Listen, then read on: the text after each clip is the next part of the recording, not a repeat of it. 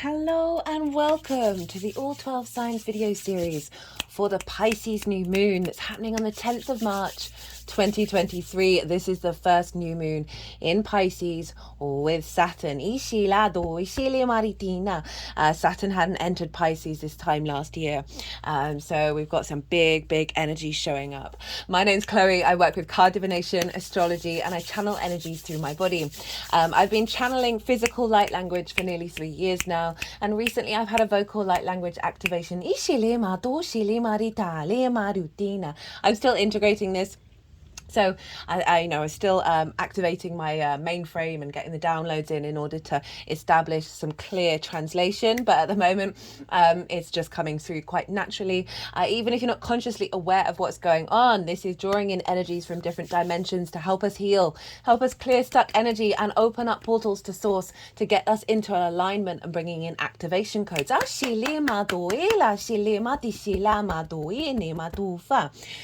So all of this will be going on during the readings. I should be reading for Capricorn and Sagittarius in this video. For those of you who know your time of birth and know your natal chart, I really recommend checking out the sign that falls in the first house. This is called the rising sign, where your ascendant is. So the astrology will link in clearest with this because I'll be doing it. I'll be reading for the signs as if it's the rising sign. However, it doesn't invalidate you looking at any other part of your chart. Perhaps where your sun or your moon are, because they are getting activated with every lunation.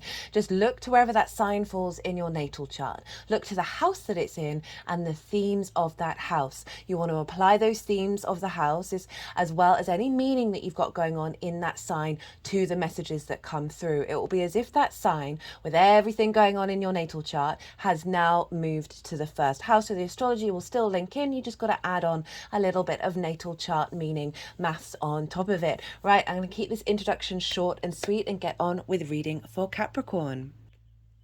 Capricorn rising. How you doing, Capricorn?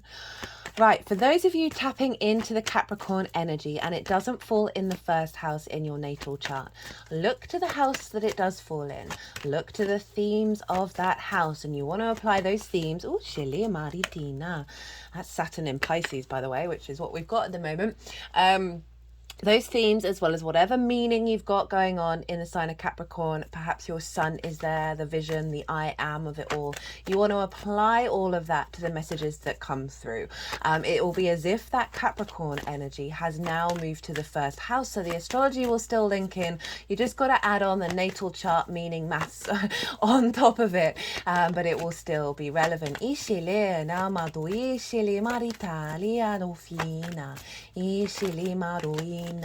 For new viewers and those of you who didn't watch the introduction, I channel energies through my body. I've been doing physical light language for nearly 3 years. These are the movements that you'll see with my hands that are connecting to multi-dimensional energies. And I've recently had a vocal light language activation. And so both of these forms of channeling are working together to bring in energies from different dimensions to help us heal, help us clear stuck energy and open up portals to source to get activation codes. And so, you know, whether you're conscious of it or not, it will always be in alignment with your higher self and source. I'm still working with integrating my interface in this vessel to receive transmissions in English in my brain when I'm channeling like vocal light language, but at the moment I'm only getting that occasionally, and but it's all all part of the process and learning and growing and evolving as the channels that we are. So this will just be popping up throughout the reading, and so will be part of what's going on. I'm going to be pulling tarot cards as well as talking about the astrology in relationship to the Capricorn energy. So regardless of whether Capricorn is your rising sign or not, Capricorn and Pisces sextile one another. So wherever it falls in your chart, this is a sextile aspect. It's a very harmonious aspect. It's ruled by Venus. It's soft. It's easygoing. There's flow to it. There's connection because it's both yin signs. So you've got that baseline in common with one another, but different elements and different modalities. So there's a sense of finding connection, of finding harmony, of connecting through love. an appreciation, a sense of value, and is also brainstorming, very creative brainstorming, because you're able to play with some different elements here. So wherever Capricorn falls, Pisces is making this beautiful harmonious aspect to that energy. It's very supportive, very creative, very loving.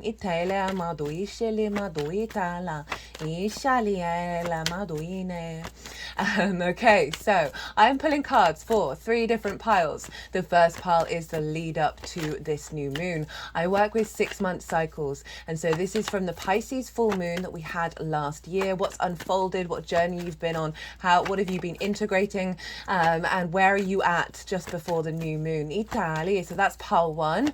Pile 2 is the energy download that will be coming into your vessel at the time of the new moon. As I said, I work with 6-month cycles, and I see lunations, both new and full moon alike, as portals for energy downloads and activation codes that will then unfold over the next 6 months, because we're constantly in cyclical loops over and over and over and over and over again. And so pile 2 is going to be what downloads coming in relation to the Capricorn area of your chart. Now, the baseline for pile 2 is always going to be the collective reading. And this is where I get to break down the astrology in way more detail. I also pulled collective tarot cards, collective messages come through. I love the collective readings. I get to be a bit more esoteric. I get to expand on certain things. And I really get to deep dive into how all the celestial bodies are talking to each other at the time of the lunation or any transit. And then therefore how they create a sort of a harmonic blueprint. Now that is the baseline for pile 2. The tarot will be how that links into Capricorn. So if you want a deeper understanding of this moon's pretty big. It's the first with Saturn as a new moon in Pisces, because last year Saturn didn't enter Pisces until after the new moon. And it's also the last new moon we're going to have with Neptune being in Pisces. The other moons aren't very close to Neptune, but this one is pretty close. So we've got some big Neptunian energy coming up. So really quite a powerful moon.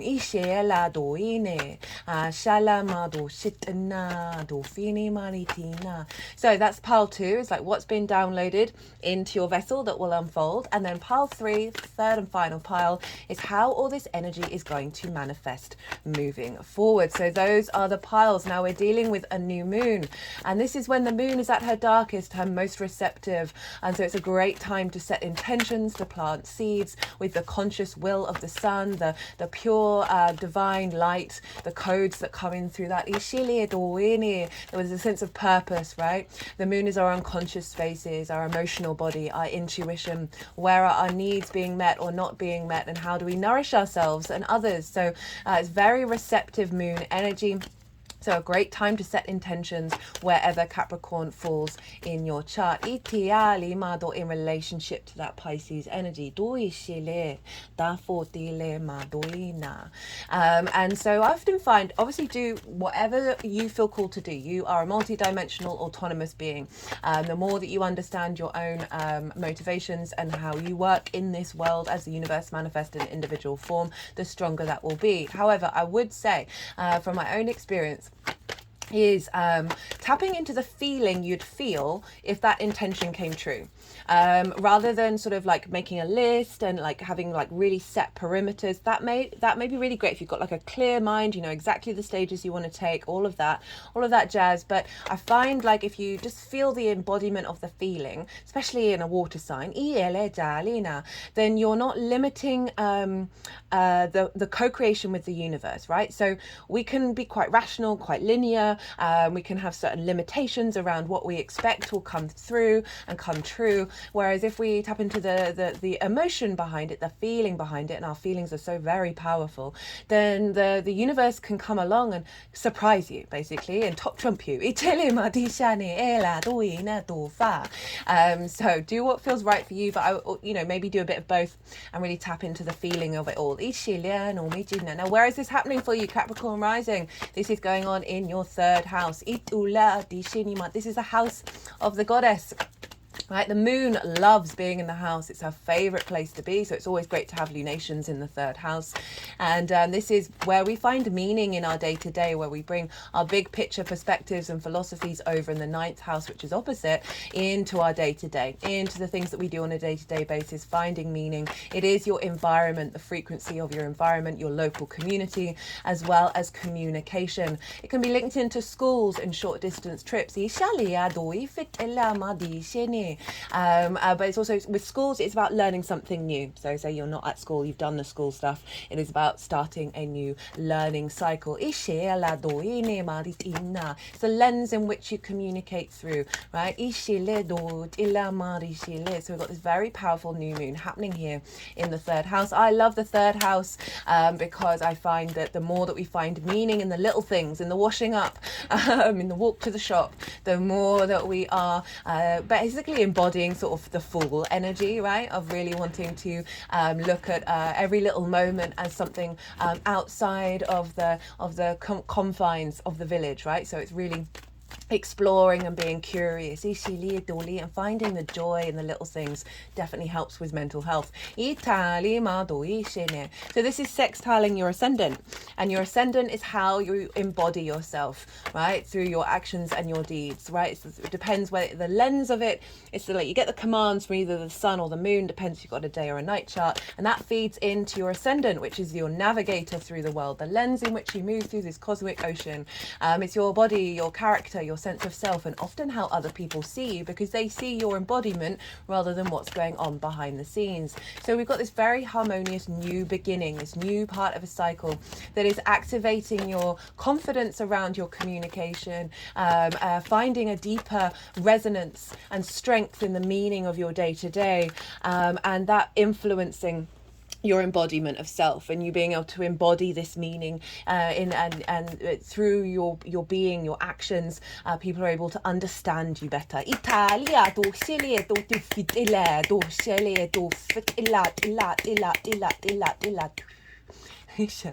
I like that one. And so basically with this moon, what it feels like, we've been doing a lot of prep work. How is everybody after that Saturn, Sun, Mercury conjunction? I've done a transit video on that. That was a big new conjunction that we're having, one of a few that we're having this year.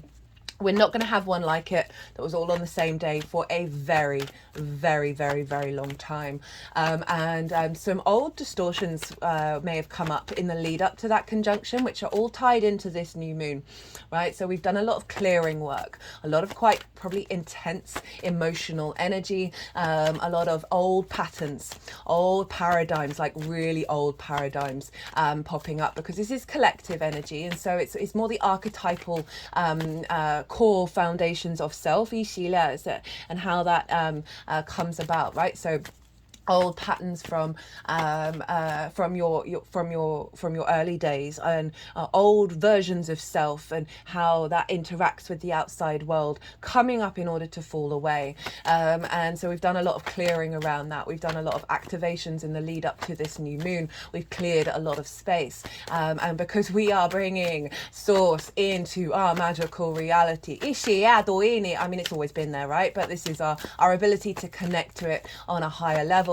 Saturn is all about the sort of there's a maturity, there's a sense of authority there, there's a sense of commitment to your legacy, and integrity. It makes things solid. It's a last visible planet, right? So it's part of the 3D paradigm, but also that with the unseen to the naked eye. And so bringing together the multi-dimensional energy into the 3D realm. Saturn for me in Pisces is very much about giving structure to the magic, right? Very fluky, very synchronistic energy. I don't know about you guys, but I have certainly been noticing the synchronicities are just like so clear cut. Dush, dush, dush, dush, dush, dush, dush, dush. No, I've been a bit out of alignment as well. And so haven't had my usual practices. So yet still noticing the synchronicities. It's kind of like it doesn't matter where you're at, they're showing up for you. They're really loud at the moment. So we've been clearing a lot of space, a lot of old paradigms that is then allowing us to then connect to co-creating with source, to honoring the reality of the synchronicities and them being really quite unavoidable. And that's a lot of the work that we've been doing on the Virgo area of our chart as well. And I really feel that full moon has very much been playing a big role in this new moon. And I don't often link in the full to the new moons in the shorter cycles because I work with longer cycles, but this one feels very, very, very present. And that was all about observing the magic, right? Of not sacrificing, maybe sacrificing, letting go of fear of worrying about whether you've done the right thing, gone the right path, taken the right action, letting go of micromanaging, and really allowing that very powerful observational energy of Virgo to observe the magic and then have it bring in and be the reality. I've certainly been putting into practice a lot for myself of surrendering fears, and not trying to micromanage, not trying to preempt fixing things, sorting things out, and then just noticing across the board. Especially I've been focusing on a lot of little things, and I think that's a really good practice. I've been trying to mention it in all the readings, of focusing on little tiny things, not the bigger picture, and just seeing it show up, just to sort of help your mind get into recalibration with the magic. I'm the biggest cynic as well as the biggest believer, and the cynic part of me is genuinely fading away quite strong,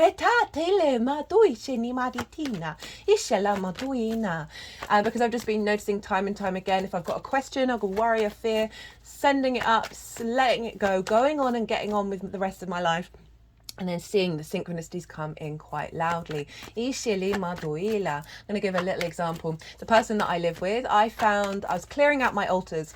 They needed a big clear out.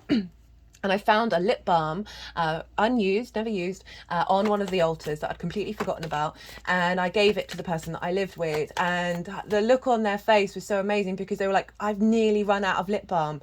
And rather than buying one before it finished, they just sort of let go of thinking about it. And then one turned up, right? So it's those little kind of things where it's like the universe really does have our back. It really is trying to provide support and let us know that we are there. It is there for us. And that can be really difficult. There's been a lot of difficult energy showing up, a lot of grief, a lot of fear, a lot of worry and anxiety.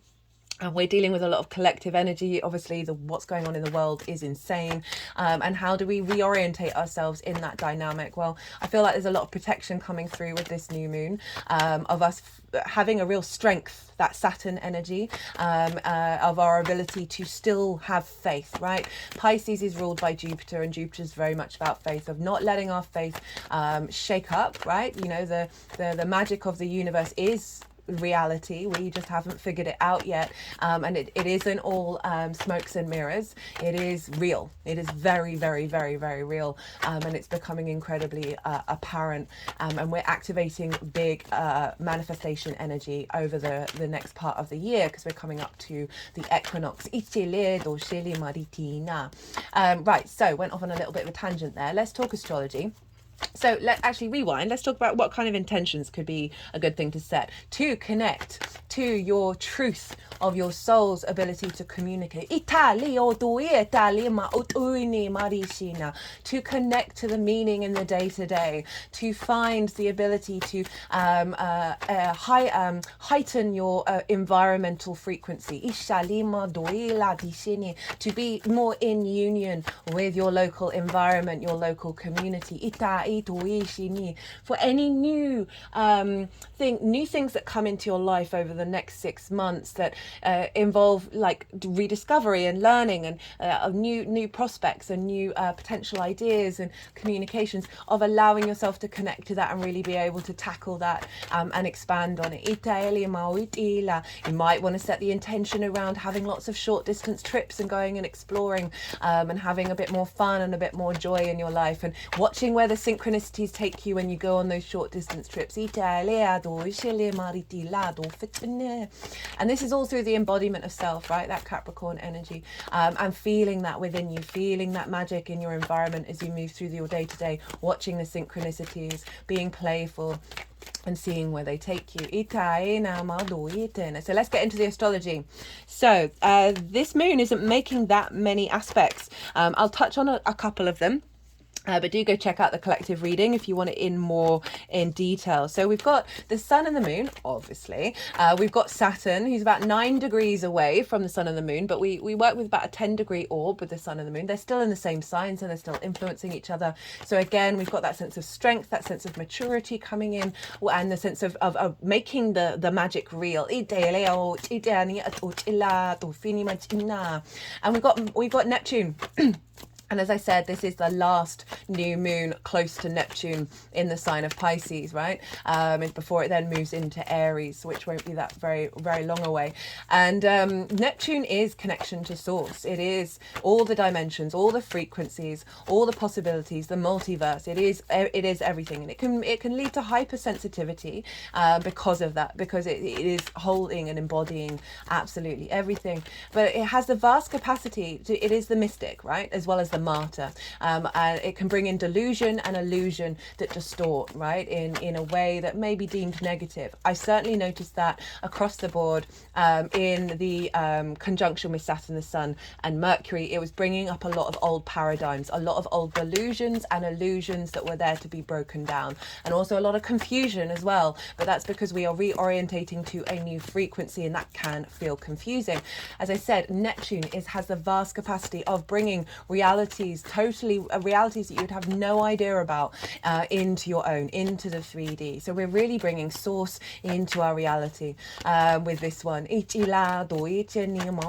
Mercury is very closely, but still deemed a conjunction, is just moved into Aries. And I was reflecting on the Mercury in Aries transit last year, and so Mercury, information, flow, messages. And Aries, the spark of spirit, right? The first zodiac sign, very independent, very at the frontier of it all, of wanting to experience life through its own perspective. And this Mercury energy is connecting to source so quick. So you're going to get sort of fast inspiration, clarity, vision, of channeling, just, when you sort of surrender something, you've forgotten something, or you send a question out, and then like maybe half an hour later, your brain will remind you of it again. This is way faster than half an hour. This is pretty fast, and very empowered within your own spark of spirit, your own soul, messages from your soul. That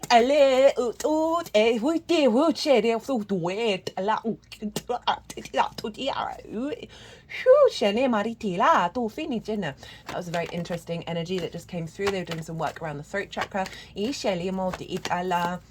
Mercury's going to go retrograde in the sign of Aries. I will be doing that transit at some point. I'm not sure if it's going to be before or after that Libra eclipse that's coming up.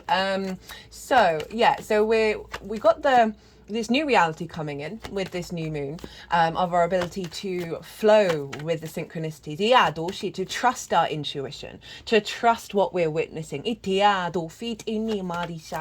And Mercury is giving us very clear divine inspiration of as we head into this new frontier. Big support here. Now, one of the major aspects but with planets that's going on is a sextile to Uranus. Now, we've had a lot of aspects with Uranus, mostly squares, and now we've got a sextile. Uranus is the path clearer, the chain breaker, the liberator. It is very comfortable and confident being its unique self. It's not bothered about what anybody else thinks of it. And because of this, it's able to break out of conformity, break out of tradition, and be very inventive and very innovative. So it wants to liberate your soul and wants your soul to experience through its own lens. And this is over in your fifth house, a fellow earth sign, in the sign of Taurus. This is the house of joy. This is about creation energy, and everything that I'm going to say afterwards stems from that creation energy. It is about the pleasure principle, not just linked into romance. This is in any area of your life. This is about play, amusement, games, fun. It's about children, both literal children, children that are your own, children you work with, your inner child, as well as birthing creative things into the world that feel like children.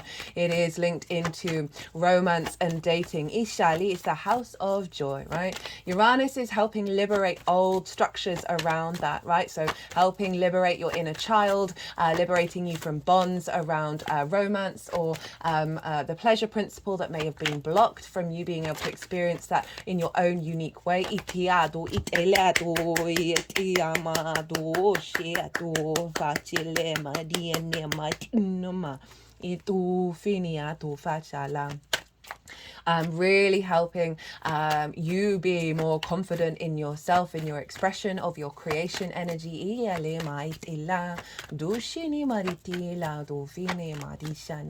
so the combination with the third house, right? So this is influencing by sextile again, which I was talked about, the aspect of Venus wanting to bring harmony, grace, diplomacy, a sense of connection, appreciation of value, and creative brainstorming with Uranus and this moon. So Uranus is really helping shake up any structures around us in the 3D realm, the earthly realm, that have blocked our ability to tap into this Piscean download.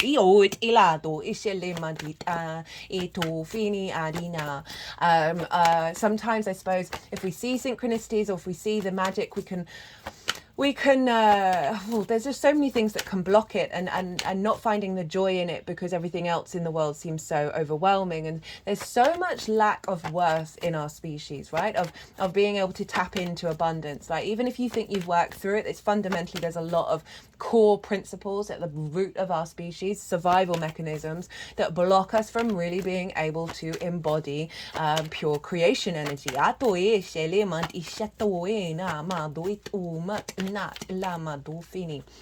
So what I feel is Uranus is helping align your creation energy and how you find joy with your environment and your ability to find that joy, find that pleasure in your day-to-day, in the meaning that you find on a day-to-day in a really deep way.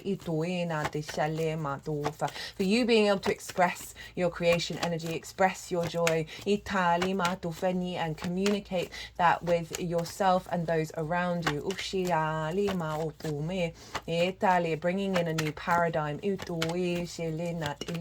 is coming from a place of source, a space of love, but also a place of strength.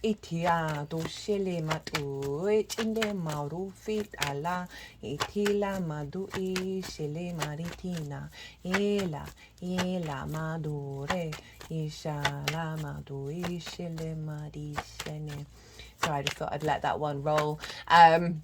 Right, so let me just think a bit more if anything else wants to come through from Uranus, of really being able, again, as I said, of being able to share that joy, share that pleasure in the way that you express yourself. Smoothing any edges or any difficulties that may have been coming up. That over the last couple of weeks, certainly very intensely, of like old distortions. And breaking you out into a new paradigm. And so obviously that Uranian energy is trining your Capricorn energy. So we've got a lot of wisdom of expansion and the embodiment of self going on, that is backing up and helping facilitate this new moon in Pisces. I forgot to mention about Mercury. Mercury's in your 4th house of your roots and your foundations. This is your ancestors, both soul and blood lineage. This is your parental figures, the roof over your head, and the things that you do in private. So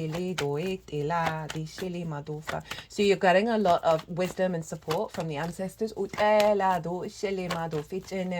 might find over the next month or so, with Mercury being there, of finding a lot of inspiration, a lot of activations in your private life. But I'm really feeling the support from the ancestors coming through to help recalibrate your environment in alignment with with new with a deepening connection to pleasure and joy and creation energy.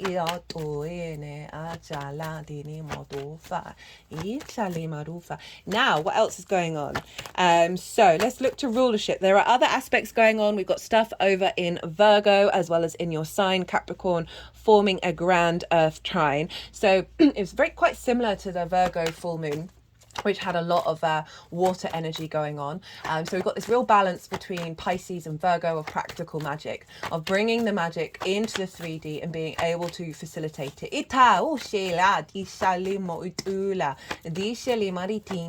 I talk more about that in detail in the collective reading. Now let's look to rulership.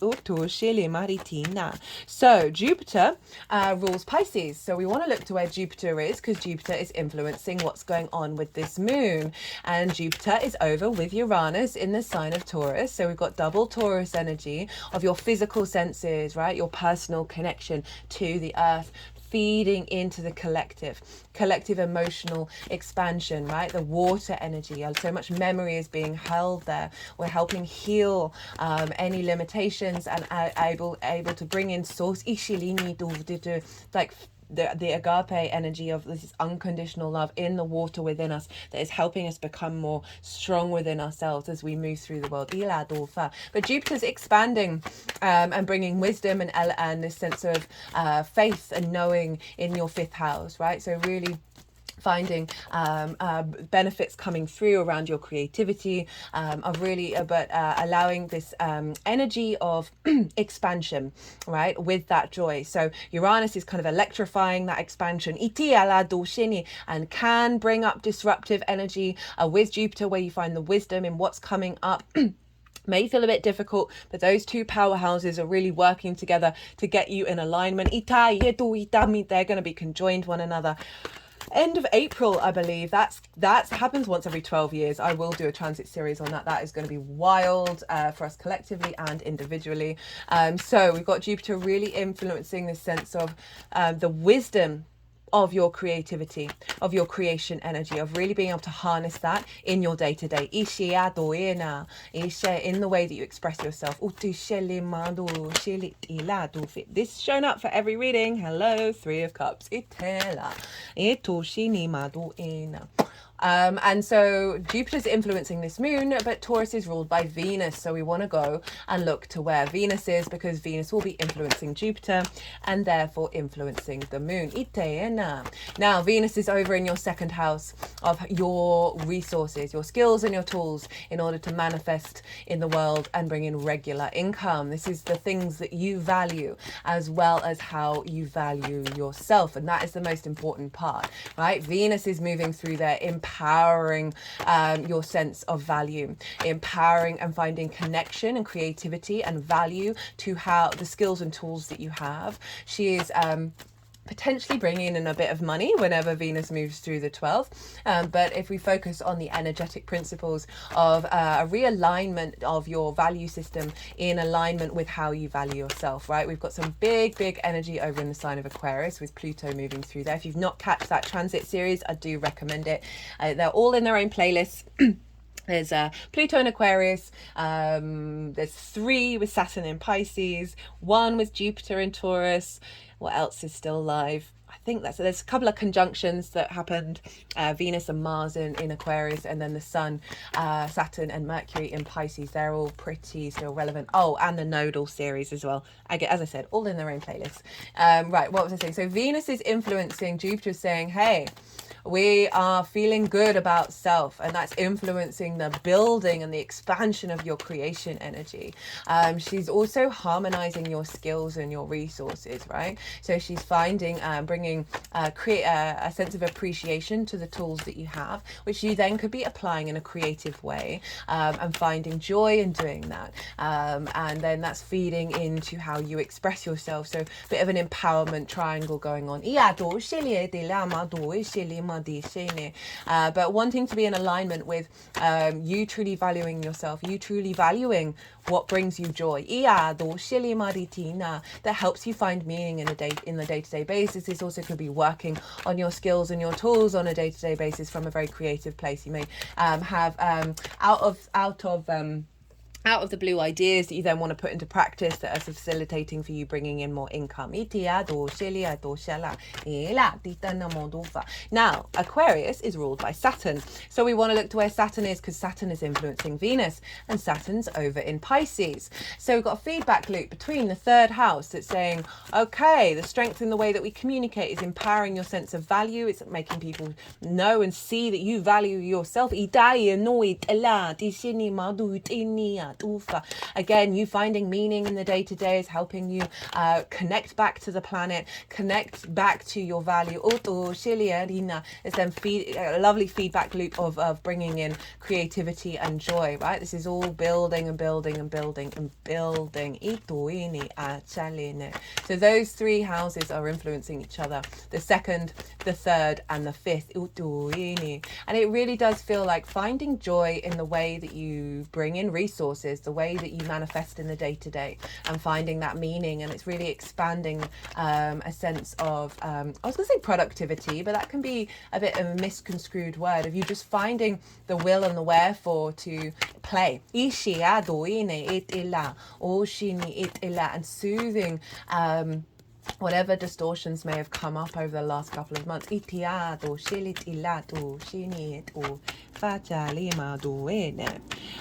is kind of everything that I wanted to say. There is other stuff going on, but I'm trying to keep this nice and short and sweet, but they're still shuffling.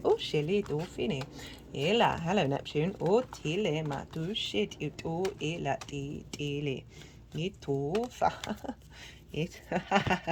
Shut up. So I always find it funny when they go to cut the deck and got two major arcana there. And I think they both showed up in the collective reading, I'm pretty sure. So look to where your sun and your moon are in your natal chart. Look to the houses that they're in and the themes of those houses. It's always likely that if you're setting intentions to bring in those themes, because they're always getting activated. So that might be a handy thing to look into. Right, I'm going to go consciously quiet. I'm feeling a bit weird right now. And I'm going to let the energies are going to move through me. They are going to move all the cards around. They're going to do some physical and vocal light language, and then they'll move the cards into the three piles, and that is when I'll bring the tarot into the astrology. I call you to soften your mind as well. Let all that information settle in your unconscious, and then see what your intuition is telling you while we have this little bit of yin energy going on here.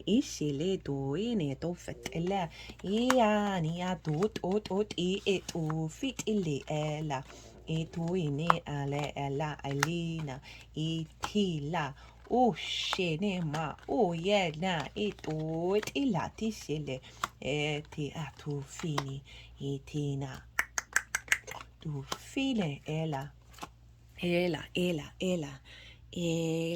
ishili itila mio due fetela tu jina tu ila do ilena do ifitina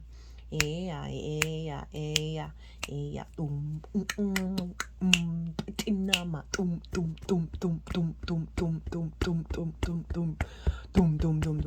they're just tapping over the heart chakra.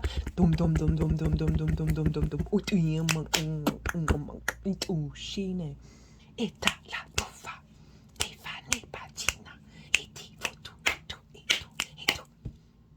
etene iya oyene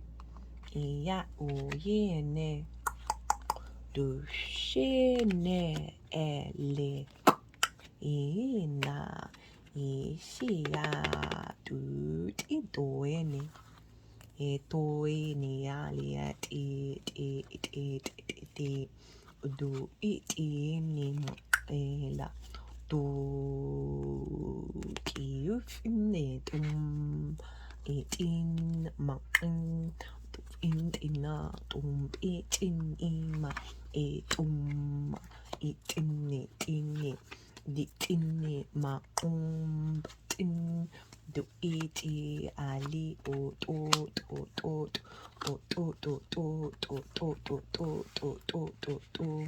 e ela e ane o to shi a e me e to fia e ya e ne e ti o to e ti e shila e shile ana o e te ani to e te ane e te ani a te ana to fiena e te ana e te a to e fi e taina e taina e tahi e talana iti shila ita ila ila ila ila ina to ila ina haida yamahina edovina ishaela Ifani no to fit na it nima to she na matina. Well, Capricorn. I would apologize for my singing voice, but I feel like sorries are just a waste of time a lot of the time. It is what it is. That tune wanted to come through. I'm working on my singing voice. So there's been a lot of song come through with the channeling that I do. And I've always had a bit of a distorted throat chakra, and I've been working on that, and it's getting better. We're getting there. Right, so what's going on with you, Capricorn? This is the lead up to this new moon from the full moon in Pisces that was in Virgo season last year. So everything you've been working over, integrating, and where you're at in the lead up to this moon. So we got the Knight of Swords, the Four of Swords in reverse, the Eight of Cups, the Seven of Swords, and the Guru card, which is the Hierophant card, which is Taurus, right? So with the Knight of Swords, Four of Swords in reverse, and the Eight of Cups, this feels that you felt a little left out, right? Not there's an element of not feeling connected to source. The Knight of Swords can be what I'm getting is sort of like embodied mental frenzy. Right? The Knight of Swords is the fastest moving knight, and it tends to rush into things. So it's what feels like has been coming up is this pattern, which we all have as this human species. We can very much be very impatient, right? And the Knight of Swords in this case, what I'm getting from this is a level of impatience. That isn't sort of allowing that sense of surrender to the bigger picture, to the bigger network that we don't necessarily consciously know is going on. And it just feels like there's a sense of needing to take immediate action. And how that's might have felt like that sort of led to a bit of sense of separation, because we've got the Four of Swords in reverse, and the Four of Swords is about pause, right? It's about being in meditation, is about knowing that you are held by something bigger than yourself. And so in reverse, there's a heightened sense of movement. There's like a lot of activity that's been going on that is bringing up old paradigms where we've needed to fix things. We've needed to figure things out straight away. And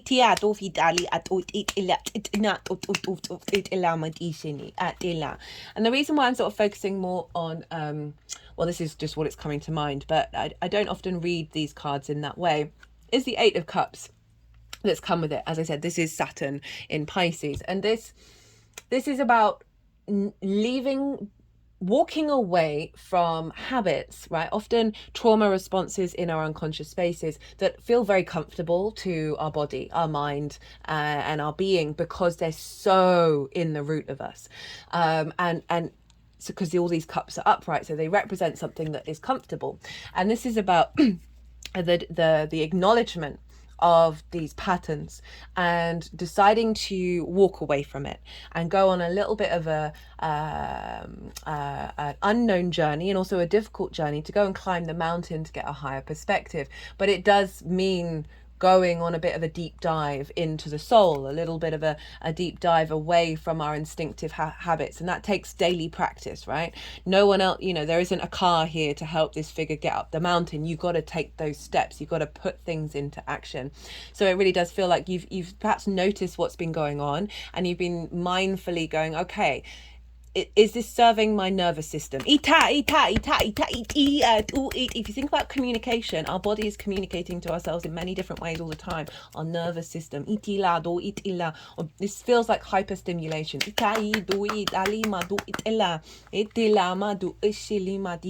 Where when we're in this space, we might not be able to see the signs. But you've gone on a journey. You've decided, right, this isn't working for me emotionally. This isn't healthy for my body. This isn't healthy for how I find meaning on a day-to-day. Like for me, the third house is key, right? This is basically who we are on a day-to-day basis. And if that's out of whack, then we can be distorted in other areas of our chart. So this is really saying, no, I need to realign my environment. Because we've got the Seven of Swords and the Guru showing up of sort of like, the Seven of Swords. I love the Seven of Swords. I really don't understand why it's all about trickery and being cheated on. It just seems, anyway, in the traditional Rider-Waite and in this deck, it's sunlight when it's yellow, and that represents the sun, and the sun is sort of the vision, the clarity, the life giver, right? The joy. So when cards, you look at the colors of the cards, when a card's got a yellow background, it's implying something positive. And if you see here, this figure is stealing away the resources from the other side in order to stop the war. And you see here, it's the Five of Swords. He's carrying the Five of Swords. He's stealing away conflict. He's getting rid of conflict, right? And allowing more pause, right? The Two of Swords. And this is where we go inward and we find our divine inspiration. So this is like you've decided, this is about thinking differently, basically. So it's really interesting. After the Cups, you then get Swords again, of realizing emotionally this isn't working, and then recalibrating how you think and how a new frequency in the way that you're thinking. So it's really saying that you've put in the work, you're recalibrating, and this is sort of now it's the adjustment phase in the lead up to this new moon. As I said, can't remember if I said it in this video, I definitely said it in the collective reading, we are going through some big collective shifts that are very, very universal, that are happening to all of us. That there's we're clearing a lot of the decks. We've got the Guru card. This is Taurus. So this could be an element of that fifth house playing on your mind, right? But the creativity, the joy, the pleasure, how do you find that in your day-to-day? How are you finding flow? But the Guru card is about knowing thyself, right? Having gone through some lessons, having put in the work, you're more centered within yourself. You are more, you're in your own guruhood. We are all gurus. We are all students. We're all teachers. We're all students. We all have things to learn and things to share. And there's a level of commitment here with the Guru, and making sure that you're committing to this new frequency. But it's also, there's a confidence there, of confidence within yourself to be able to embody this wisdom of the journey that you've been on. And in terms of communication, obviously the Guru shares the wisdom, right? So there's a movement away from sort of fast thinking, not resting, not allowing pause, of needing now, go, to slowing down a little bit, finding more inner peace within yourself, and then being able to share that through your embodiment of self with the people around you, and also really appreciating the lessons that you've gone through in order to get to this space. Okay, so the energy of the moon itself that's being downloaded into your vessel that will unfold over the next 6 months. We've got a fair amount of cards here. We've got the Six of Pentacles, Lady Justice, Eight of Swords in reverse, Queen of Pentacles, the High Priestess, the Three of Pentacles, and the Three of Cups.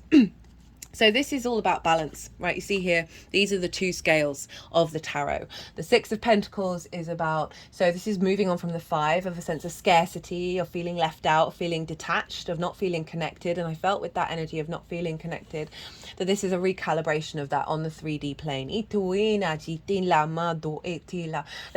That's bringing in an energy that's allowing you to step into this new paradigm. They're moving around the throat chakra.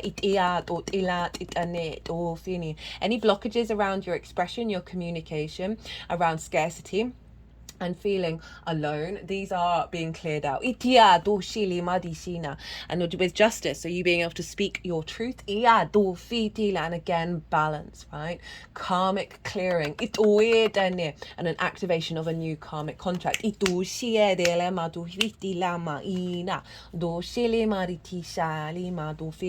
Very powerful balancing of allowing what has been distorted to be rebalanced. We've got the Eight of Swords following that, and this is about getting out of limitations, out of constructs of what we think are our reality are in fact an illusion. And this balancing is clearing out those illusions that may have caused that sort of slightly frenetic, not being able to pause energy. We've got the Queen of Pentacles, very nourishing, nurturing energy, very abundant in nature. So this is bringing in a deep nourishment of abundance and of fertility and of cultivation in your meaning, right? In how you express yourself, in how you find meaning in your day-to-day.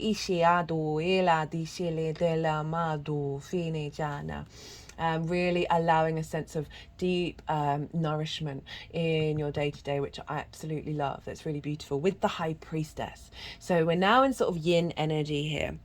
The High Priestess is your higher self manifest, right? And your higher self is constantly drawing towards you lessons and things that you've signed up for, right? And you've got no idea. And so this is a real sense of the High Priestess knows her own wisdom, her own power, and knows that she is pulling towards her that which she needs. This is the observation of the quantum field and watching it unfold. But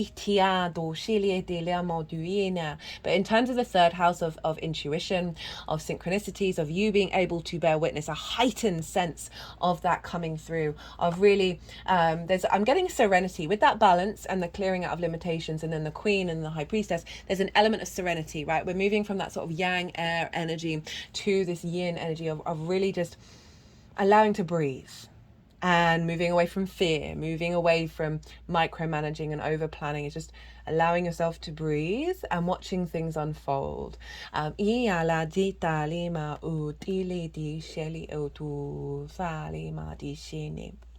We've got it with the Three of Pentacles and the Three of Cups. So this is instigating energy of a sense of mastery of the way that you express yourself.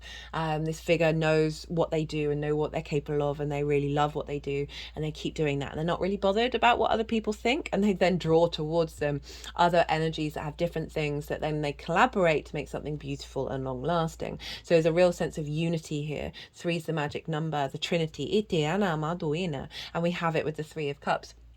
Of a sense of abundance, sense of celebration, a sense of flow, of you being more in flow, but more confident in yourself and your own expression, more confident in knowing what steps you need to take on your day-to-day to bring that meaning in, to bring in a new frequency that is there's a sense of calm there, right? So very, very yin energy of like knowing that things will unfold and not getting shaken.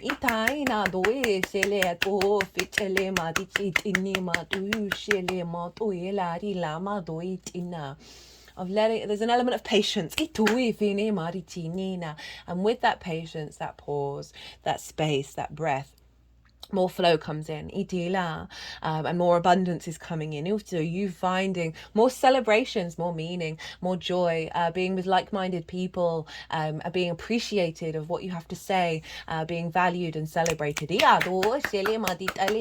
link it in with Venus over in your skills and your resources, as well as the creativity and joy that you're bringing. A real activation of the Trinity, of the union of receptivity. Now.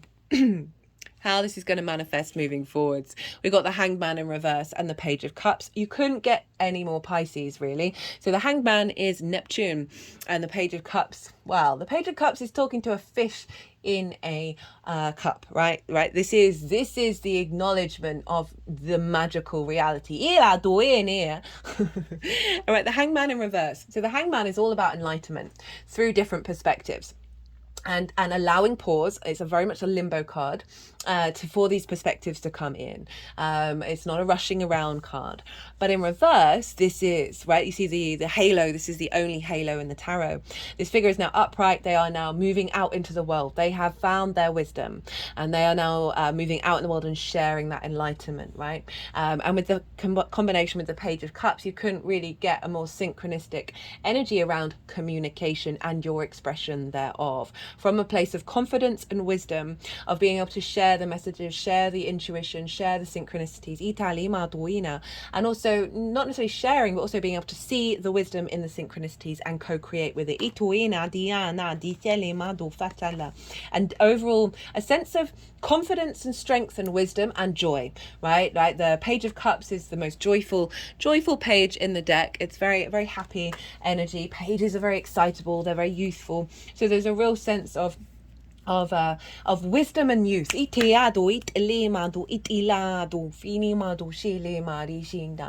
And I'm not getting the anxiety that I was getting in that first pile. There's an ease. There's a flow. Right, let's get some clarifiers.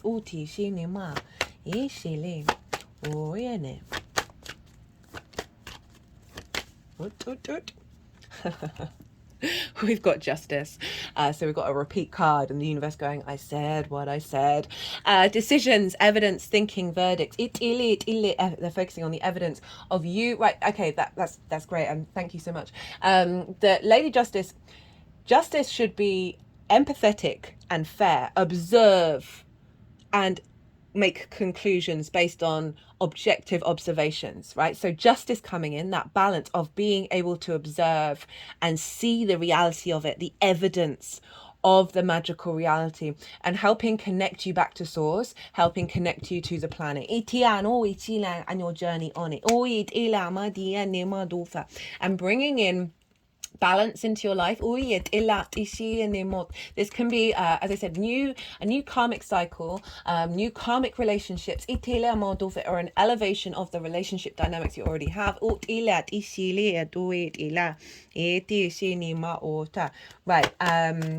let's pull another card. Sorry, I was just half thinking. Libra for you is over, because this is a Libra card. Libra for you is over in your 10th house of your career and your life purpose, right? Your visibility. So what this feels like is your attunement to your environment. Your environment is attuning to your soul's frequency. That will then give you more space, give you more breath space, more breathing space even, to find the clarity of your life purpose and your career, right? And give you more time and energy towards that, of what that means to you, and bringing that into balance. I've got the Tower card, and this is alarm, storms, electrical impulses, lightnings. Now, the Tower card, I love, pulling down those structures. Creating new neural pathways, because of the space that's being cleared energetically.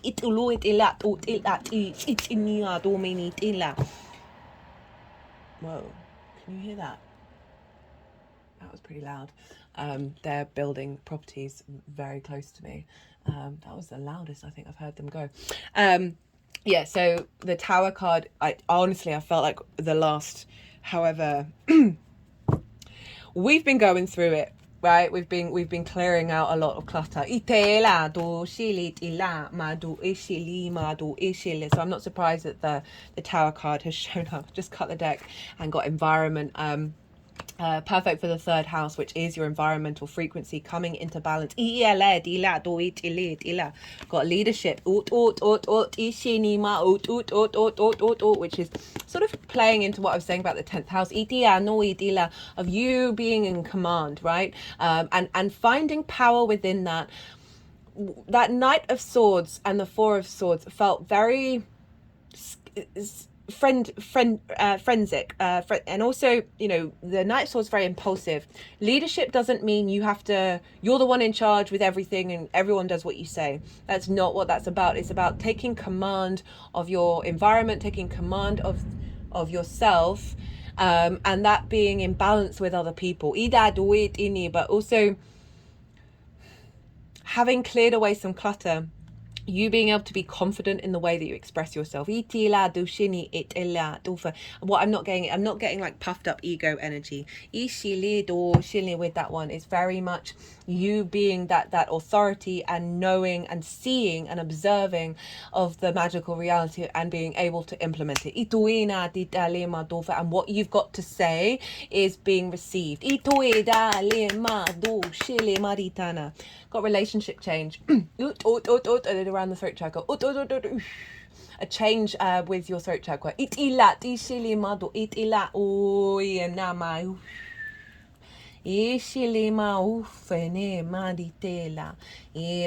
that into harmony. Cut the deck and got music. For me, this is about you tapping in to the frequency of your soul. You being able to sing your song. Which is funny that a song came through for you guys. Right, I'm gonna leave it at that. Yes, that's an hour. Goodness me. I speak fast. I try my best to make these short. If you enjoyed this reading, don't forget to hit the like button. Capricorn, be good to yourselves, be good to those around you, and most importantly, be well until we meet again. Sagittarius rising. How you doing, Sag? Right, for those of you who don't have Sagittarius in the first house, look to your natal chart and look to see what house Sagittarius falls in. Look to the themes of that house and apply those themes, as along with all the other meaning you've got going on in Sagittarius, to the messages that come through. It will be as if Sagittarius, wherever that falls in your chart, has now moved to the first house. So the astrology will still link in. You just got to add on that meaning of your natal chart on top of it. For those of you who are new, who didn't catch the introduction, I channel energies through my body, both physical and vocal light language. The vocal light language is a recent activation. I am still integrating that into my mainframe. So it's going to be coming out throughout the reading. I'm not quite getting direct translations yet, but all of it is just working with energies from different dimensions to help us heal, help us clear stuck energy, and bring in activation codes. So it's all in alignment with your higher self, whether you're conscious of what's going on or not. Right, okay, so what was I talking about? Oh, Sagittarius, where Sagittarius is. So regardless of whether Sagittarius is your rising sign or not, Sagittarius and Pisces square one another. Fellow mutable energy. We're in adapting land right now. Change. And this is square is an aspect of Mars. Mars can bring about conflict, drama, frustration, winning at all costs, butting heads against one another. It's a 90-degree angle. Do this at home. Push your fingers together and feel the power behind that. Now imagine two mutable signs, think they know how to do mutable best, kind of headbutting each other. That's the kind of energy that can show up with a square. But all of this tends to lead to building, right? Tends to lead to manifestation. Because it either helps you reorientate what conflict means to you and what's important, where your boundaries are. Apologies, Sagittarius. I just had to pause for a second. I thought someone was at the door. but it's the construction work that's going on like a stone's throw away from me that sounded like a big knock. Right, so what was I saying? Oh, a square. So Mars, so it helps you understand what conflict means to you and where your boundaries are and how you want to build in the world. Ishi lado ina, because the other side of the square is friction, right? Motivation, drive, action. Without friction, we wouldn't have atoms rubbing up against one another, creating 3D time and space. So it's big manifestation, big builder energy, the square. Just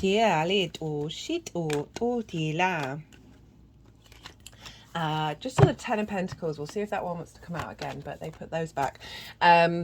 So this is big manifestation energy, right? So we're activating a new cycle that will then be building over the next 6 months, wherever Sagittarius falls in your chart. So I'm pulling cards for 3 different piles. The first pile is for the lead up to this new moon. I work with 6-month cycles. So this is from the full moon in Pisces that we had last year in Virgo season. What journey you've been on, what have you been integrating, and where are you at just before this new moon. The second pile is the energy of the moon itself. What is going to be downloaded into your vessel? I see lunations as portals of activation codes of downloads. So this is what's going to be pouring into your vessel that will then unfold over the next 6 months. Now the baseline for that pile 2 is the collective reading, and that is where I get to break down the astrology in way more detail of how all the celestial bodies are talking to each other at the exact time of the new moon. And this is forming a harmonic blueprint that will be collectively downloaded. Itiano di Shinapul collective tarot cards. I get to talk a bit more about esoteric stuff. I get to expand a bit more on stuff. So I love those readings. And if you want a deeper understanding of what this moon is all about, go check out the collective reading. It is the first moon in Pisces with, first new moon in Pisces with Saturn, because the new moon last year, Saturn hadn't moved into Pisces yet. It's the last new moon with Neptune being so close to it. So some big energy showing up here. And it's off the bat of that Saturn Sun Mercury conjunction that we had, which I did a transit series for, still live. It's in its own playlist, go check it out. That was wild. The energy leading up to that was really, really intense, and I feel like we've done a lot of clearing in the lead up to this new moon, where we're getting a fresh new download in the sign of Pisces. And so so this is, what was I saying? Oh my goodness. Yeah, so the collective reading, that is the baseline. And then the tarot, the tarot is how this affects the Sagittarius area of your chart, wherever that may fall. So third and final pile, this is how all the energy is manifesting moving forward. So those are the 3 piles that are going to come out. Now let's get into the astrology. Where is this happening for you, Sagittarius rising? Well, this is happening in your 4th house, your roots and your foundations. This is your ancestors, both blood and soul lineage. This is parental figures, the roof. Oh, that's a bit too many. The roof over your head. And that was the star. We'll see if the star wants to come out again. The roof over your head. It's so funny. Whenever I mention them, they don't come out. But when I don't mention them, they do come out.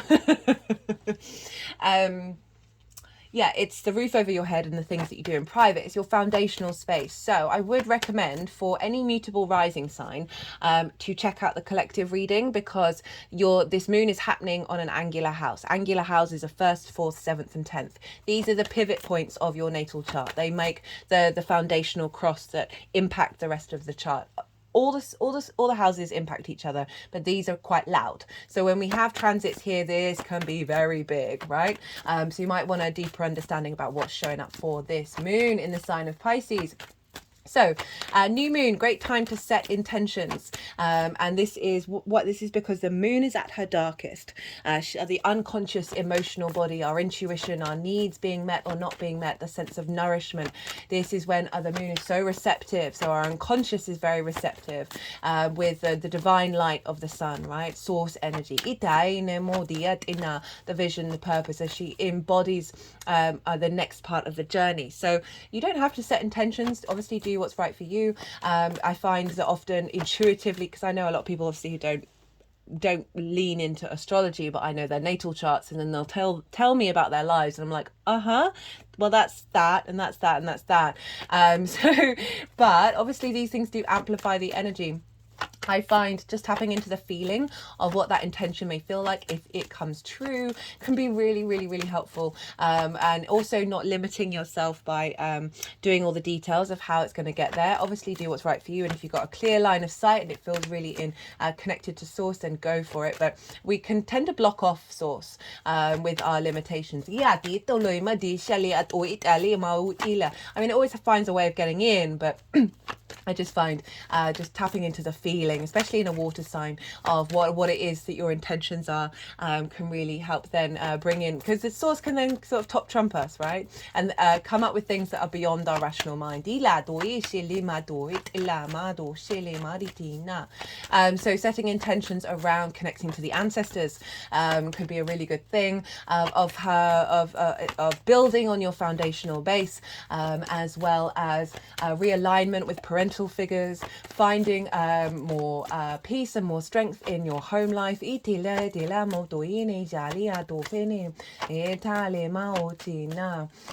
But overall, we're getting a very strong, a lot of stuff's been going on, a lot of clearing out of old paradigms, big sort of collective archetypal paradigms. That's creating a lot of space for this new moon to come through. Okay, this is squaring your Sagittarius energy, and that's Sagittarius rising. That is your embodiment of self, the house of self. This is how you embody your sun or your moon in your actions and your deeds. It's the lens in which you embody that, right? So it is it's the navigator who goes through the cosmic waters. It is a reflection of self in the external. It's your body, it's your appearance, it's your character, it's your sense of self, and it's often how other people see you, because they see that embodiment rather than what is well, there we go. So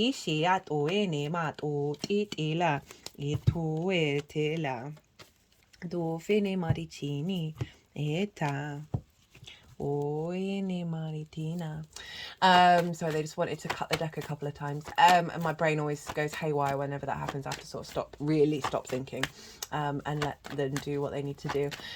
What was I saying? Yeah, so your embodiment of self, and this is squaring this. So you can set intentions around a stronger foundation, connecting to the magic of the co-creation of the universe, the synchronicities and all of that, which have just been wild at the moment. And I know I say that quite often, but they keep getting wilder and wilder.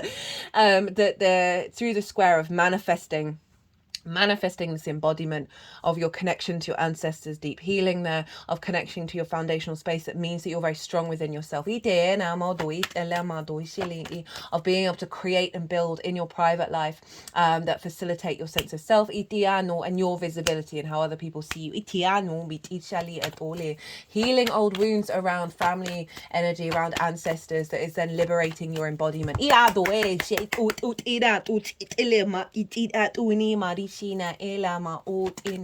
Observing the synchronicities in your foundational space, finding a real sanctuary that facilitate the embodiment of self and really give that a lot of power. Right, let's get into the astrology. So we've got the sun and the moon, Saturn and Neptune, all in the sign of Pisces. Now, Saturn is giving a sense of authority, a sense of command within ourselves, a sense of maturity. The sun and the moon are having a reboot of, again, really having confidence in our intuition, right? Clearing out a lot of old trauma in the memory of water and really allowing us to tap into the wisdom of it. Neptune is very much linked into bringing different realities into our own. It is our connection to source. You may have found it's been bringing up some delusions and some illusions in order for them to be liberated in the lead up to this new moon. You may have felt quite confusing recently, and that is because we're recalibrating to a new frequency that is going to serve the test of time, and that may have been bringing up codependency, distortions around boundaries that may have felt very familiar to us, but is actually fundamentally not serving us, because a lot of our we can often have parental imprints that feel very familiar but actually recreate neglect. So those may have been coming up. Maybe it's just some frustrations in general, in order to bring in this new reality that is source, that is not new, that's always been there. Now Mercury is just moved into Aries, and that is in your 5th house of your creation energy, your house of joy, and it's going to be there for a while. It's going to be retrograde there. I will be doing a Mercury retrograde transit. Mercury in Aries is very divine inspiration, very quick to spark of life, independence, liberation, can be very hot-headed, but I'm focusing more on our ability with this new reality that's coming in, our ability to connect the dots that bring you joy into your foundational space, because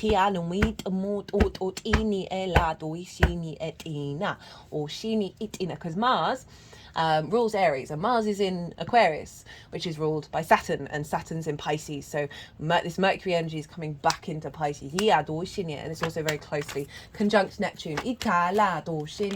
Now the other major aspect that is showing up is the sorry, I just got a bit distracted, is the sextile with Uranus. Now, Uranus is the liberator, the chain breaker, the clearer of paths. It wants your soul to be liberated and free of nonsense, right? So Uranus is very confident being different. It doesn't really care what the other planets think of it. Very, very independent. It's able to break out of conformity, break out of tradition, and be very inventive and very innovative. But it can disrupt, because we are very much could be trapped in the tradition and the convention, and so when shakes come down, it can feel discombobulating, but Uranus wants to liberate us, and it's by sextile, which is an aspect of Venus, which wants to bring in harmony, connection, appreciation, value, love, creativity, brainstorming. And so Taurus for you is over in your 6th house of how you embody your work, right? The lens in which you work through. It is your routines, it is your physical health, it can also be co-workers and pets, right? So Uranus has been there for a while, but what this is doing is aligning your uniqueness in the way that you work, your uniqueness in your connection to your physical body that's very personal to you. And your ability to find different ways of connecting to routines that go beyond the conventional. An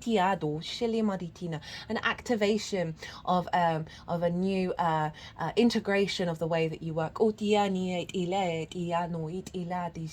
Feeding into this 4th house.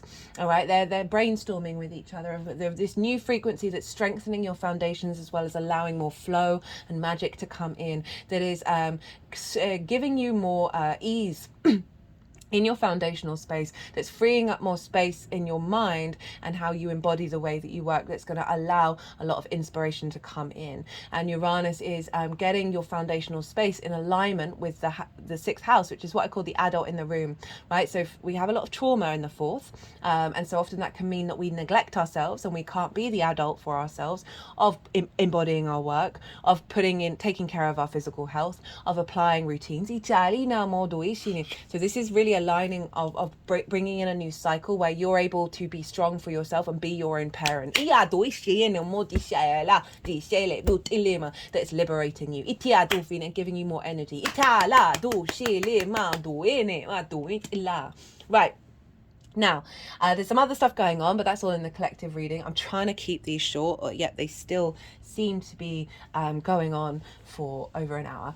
But let's talk about rulership, right? Because we've just talked about the aspects that are influencing this moon. Now, rulership influences transits as well. So Pisces is traditionally ruled by Jupiter. So Jupiter is influencing what's going on with this moon. And Jupiter's over with Uranus in the sign of Taurus, giving a sense of expansion, a sense of wisdom, a sense of knowing and faith in the way that you heal yourself, in the way that you embody your work, right?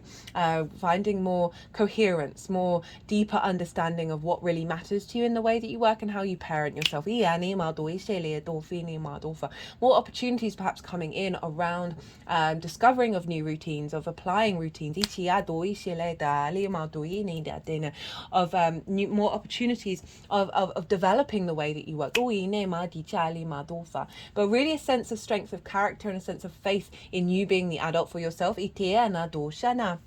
That's feeding into your fourth house, right? Of allowing this confidence, allowing this strength within yourself to flow back into your foundational space, to influence that, of like what's coming through with this new moon is in alignment with the facilitation of your empowerment.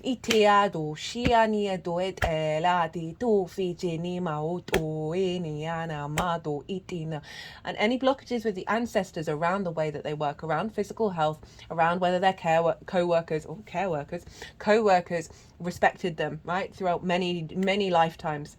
Jupiter's easing that. Jupiter's there's a generosity to Jupiter, there's an ease, there's a joy. So Jupiter's bringing ease into the ancestors, which is then allowing to free them up of those blockages, free that memory up to allow the wisdom to come through of the cycles that they've experienced, and bring peace to that lineage.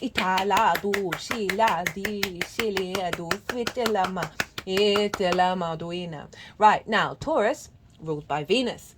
So where's Venus? Venus is over in the sign of Aquarius, where Mars is, and Venus is influencing Jupiter from the third house. Now the third house is the house of the goddess, where we bring our meaning, our big picture philosophies into our day-to-day. It's your environment, the environmental frequency. It is the way that you communicate, the lens in which you communicate through. It is your local community, the things you do on a day-to-day basis. It's also linked into schools and essentially learning something new for the first time, and short distance trips. Venus is moving through there. So Venus is harmonizing the way that you express yourself, finding more connection with it, and harmonizing your environment, right? She wants to bring harmony and grace and ease.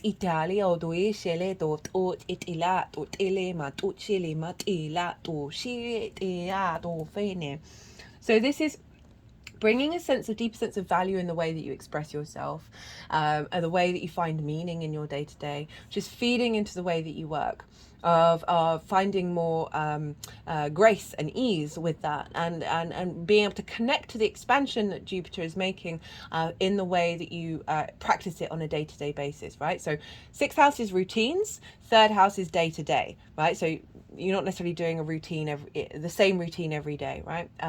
So there's an element of blending these two together, of finding more harmony with that's feeding into your foundational space. So say you've struggled from putting in a routine or tending to your health or whatever it is, this is really giving you the strength to be able to do that.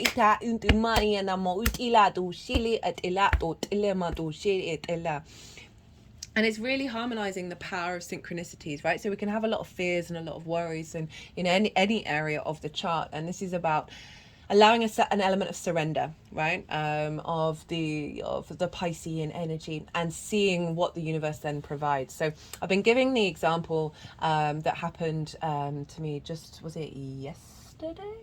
Or day before, Sunday, that I gave a lip balm to the person that I live with, because I'd cleared out some altars and I found it there. It'd never been used. It was brand new. And they were nearly out of their lip balm, and they hadn't bought a lip balm. They're normally the kind of person that would preempt, right? Like when you see something's running out, of preempting it, and they didn't, and then the universe provided. And it's those little things of like surrendering the fears, surrendering the worries and the how, right? It's more about tapping into your own self, and just then getting on with your life, and then seeing what the universe brings towards you. So there's a real establishment of this in your foundational space, of having a bit more faith and a bit more trust and a bit more surrender. Right. Is there anything else that I wanted to say? So Venus is in Aquarius, which is ruled by Saturn. So we've got this feedback loop between Saturn, Jupiter and Venus, which we've had a fair amount of the two great gas giants, the longer term cycles with Venus, of getting in alignment with how feeling good in the 3D realm. And it's taking time to build and build and build, but it's all part of the process. So we've got an alignment between your 4th, 6th and third house of finding meaning, finding your ability to communicate yourself from a strong foundational place, the wisdom, the synchronicities, the intuition, the psychicness, building and building and building, perhaps implementing in the way that you work. Right, I'm going to leave it at that. Look to where your sun and your moon are in your natal chart. Look to the houses that they're in and the themes of those houses, and apply those themes to the messages that come through. I'm going to go consciously quiet. The energies are going to move through me. I'm going to soften my mind. The energies are going to move through me. They're going to move the cards around. They're going to do some physical and vocal light language. And then they'll put the cards into the three piles. And that's when I'll bring in the tarot to the astrology. I call you to soften your mind as well. Let it all settle in your unconscious spaces, and then see what your intuition is coming to tell you.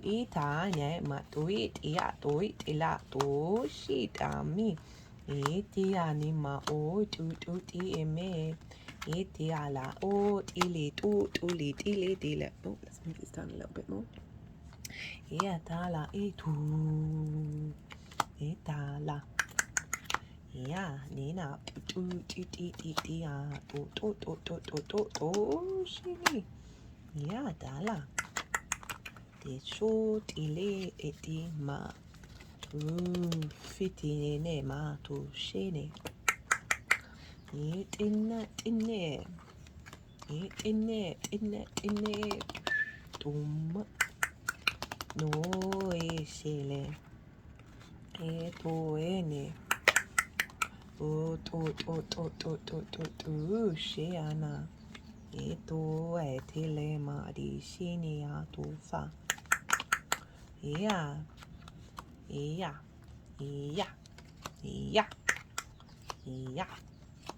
Vitiama uene ishetela doshele maela itu fita la o tela tito fitile ma ufene dine itile ma duene. They really like the combination of where those cards have gone.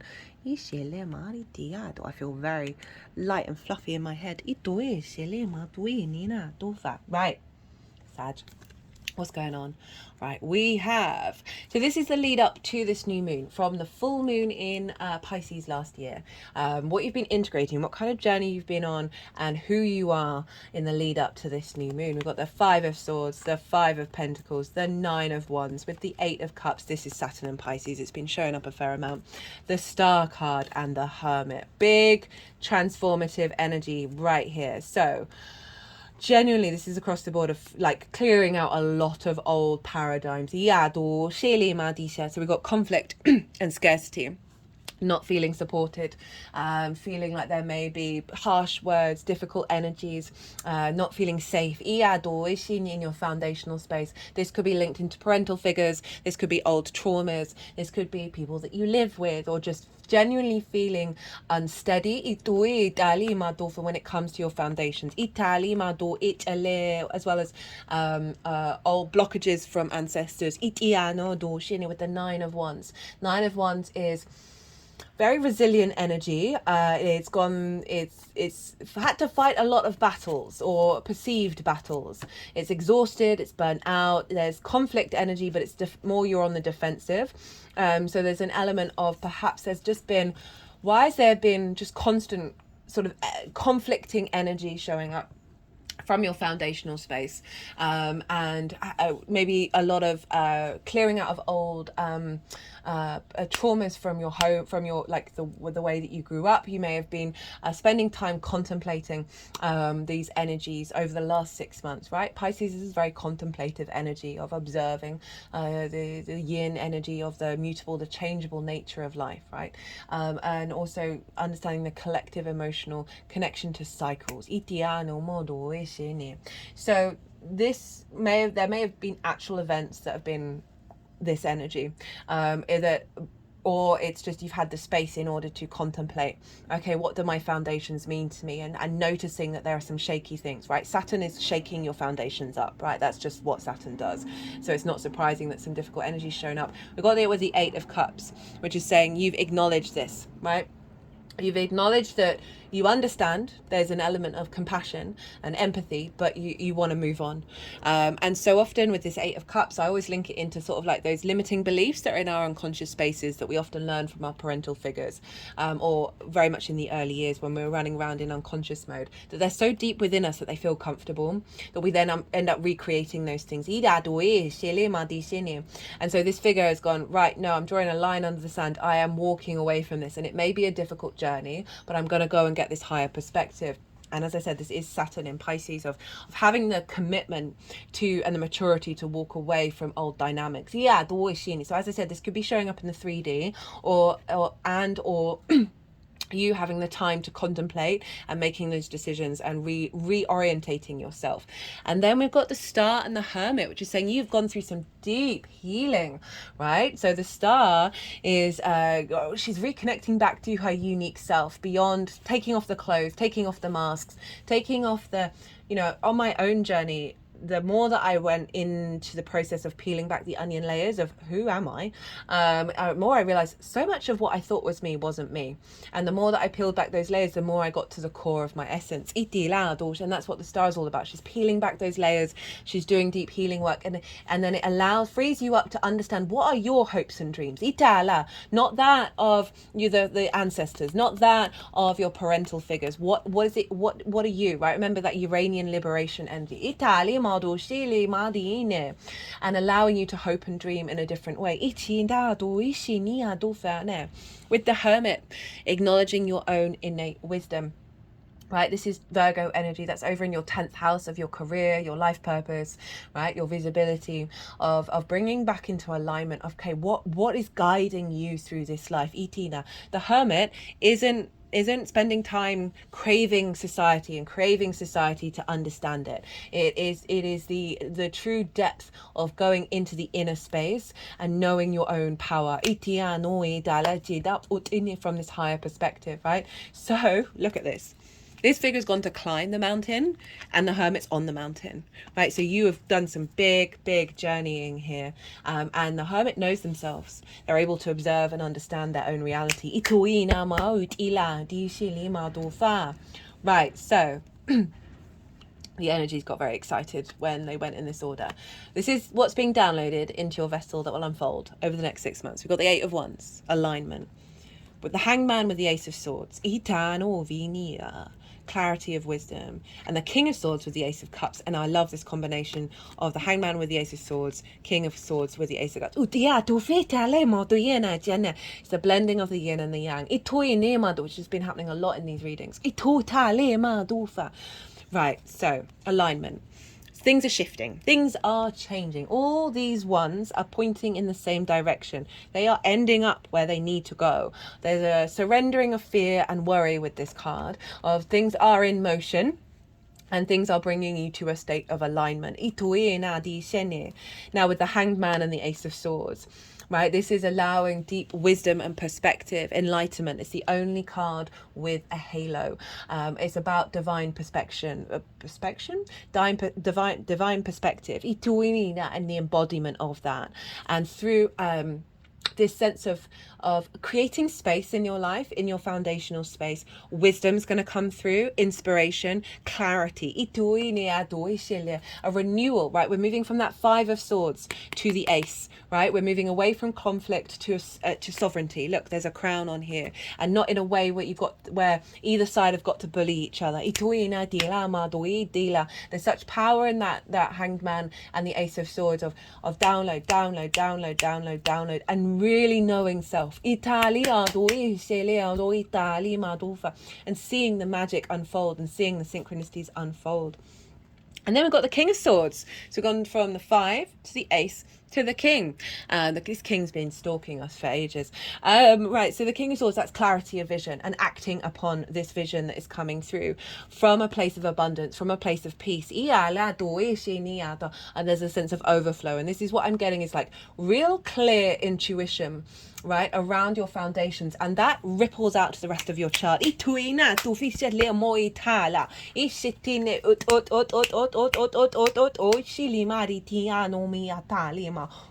Two aces.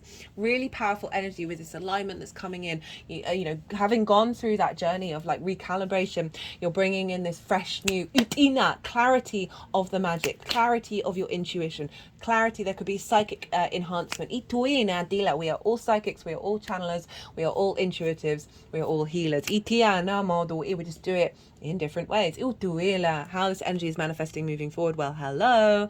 Queen of Cups, Two of Cups, Four of Wands. So we've got the Nine of Wands and now we've got the Four of Wands. Different energies. Queen of Cups. Love this for the fourth house. She is so intuitive and psychic and serene. She can see so far into the horizon, and she can see into the future. And she's not fearful. She is serene. She is so calm. There's a deep nourishment of your emotional body, a deep nourishment of your foundational space, a real sense of cultivating and bringing depth and wisdom to that space, a sense of feeling good in your home, of taking care of yourself, of taking care of that environment, of your foundations taking care of you. But really heightened intuition. I just got ringing in my ears. Very creative as well. So it could mean like bringing in more creative energy into your foundational space. It's bringing you a bit more new ways of thinking about how you work and finding the motivation to do those adult in the room things. Got the Two of Cups and the Four of Wands. The Two of Cups represents unity. This is the masculine, feminine, and spirit all in with equality. They're all eye to eye. They all honor one another. You have these energies within you. It is not gender specific, and this is a real sense of bringing love, bringing unity, bringing a union together in your foundational space. Far cry from the Five of Swords, the Five of Pentacles, and that Nine of Wands, which is big sort of separation energy. Division and conflict. This is about peace. And really finding strength is what I'm getting. Now we've got the Four of Wands. This is celebration. This is about a milestone.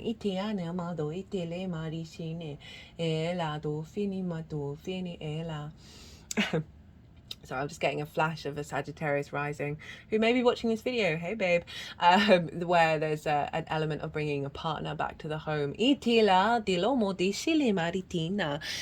So that may be for some of you as well, actually, because this can be very much bringing nourishment into the home and bringing a relationship into the home space that is based on a respect and equality, because this is about milestones, and this can be about a level of commitment, having put in some effort and some hard work. You've now got to a place where you can celebrate. This is often can be linked into marriages, but there's just an element of a milestone in your life and celebrating. But what this also is, for me, this is the harvest of these figures. They've worked together, they've put in the hard work, and now they're reaping the rewards of it, and they're celebrating in a home, right? So there's an element of celebration, there's an element of collaboration, building, weaving together, and celebrating and having abundance. Oh,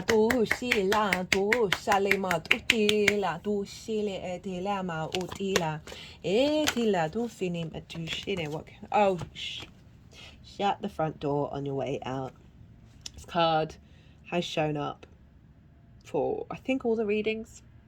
Maybe not Capricorn, or my brain has gone a bit fuzzy, but certainly Pisces and Aquarius so far. So it's potentially 3 out of 4 or 4 out of 4. It's also showed up in the collective reading. So this is acknowledging that through this bigger journey that we've all gone, we are now entering into a new heart space. We are entering into a new reality. This is the beginning of the tarot. It says Voyager, journey, progress, pathways. Itila, they're focusing on the progress. And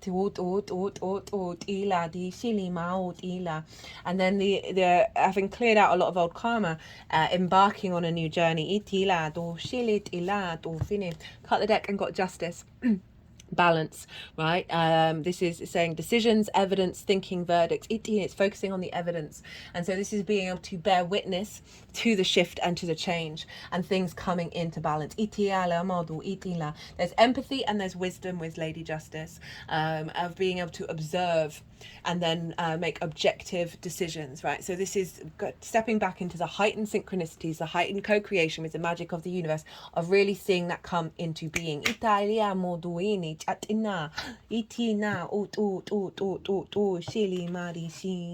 Right, let's get a couple more qualifiers and clarifiers or new messages altogether.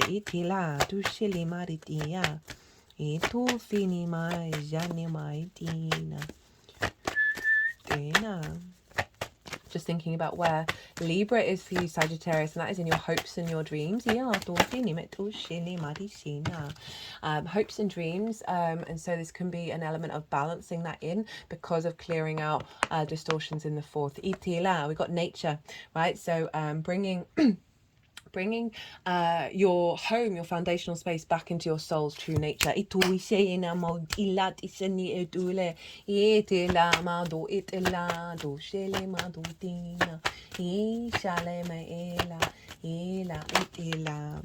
Got manifestation. Ooh, so we're manifesting and just that sense of the capacity to manifest from your foundational space being liberated.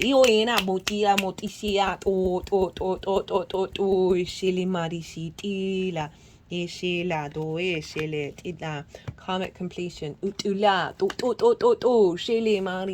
That's really just highlighting you may have been going through a difficult time, and just know that it's a clearing energy. Right, Sagittarius, I'm going to leave it at that. I hope you enjoyed this reading. If you did, don't forget to hit that like button. Sagittarius, be good to yourself. Be good to those around you. And most importantly, be well until we meet again.